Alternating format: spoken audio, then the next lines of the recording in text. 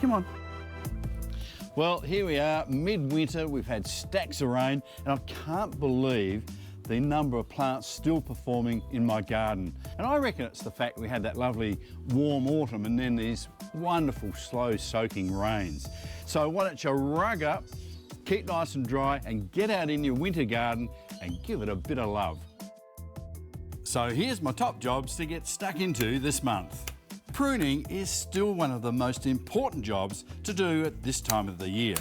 Glory vines, roses, fruit trees and other shrubs can be trimmed back, and this will help to promote new flowers, fruit and growth. Now is a great time to add organic matter to your garden free.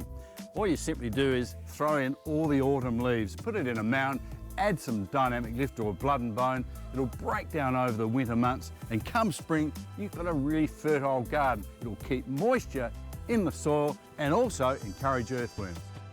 And of course, if it's pouring down with rain, there's still jobs you can do under cover. Hey, I like to keep my gardening tools, especially the ones with wooden handles, in good nick. So a bit of a sand down every couple of years, apply some either linseed oil or extra virgin olive oil, and they'll last you for a long time. And of course, you'll find all my gardening tips for July in this month's SA Life magazine. Everything you need to know to get your garden in tip-top shape and ready for spring.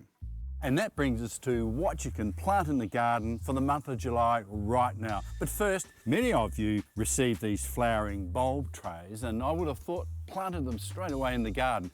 If you did, they'd be looking like this now. Feed them now, and that applies to all bulbs. Feed them now. Watch out for pests, rats and mice, snails and slugs in particular, as they love the wet weather. So think about taking some preemptive action.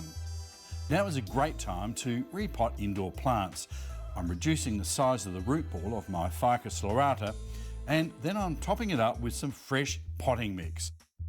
Now is also a great time to plant bare-rooted fruit trees and roses, and to propagate.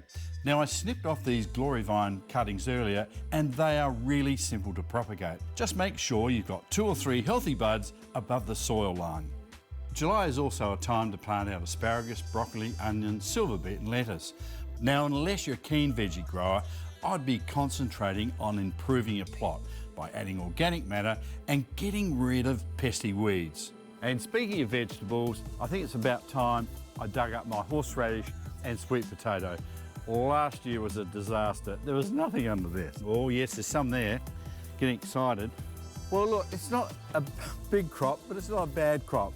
And I really do think they're a 2-year crop, both the horseradish and the sweet potato. I'm not going to give up. I'm going to have a crack at it again for next year.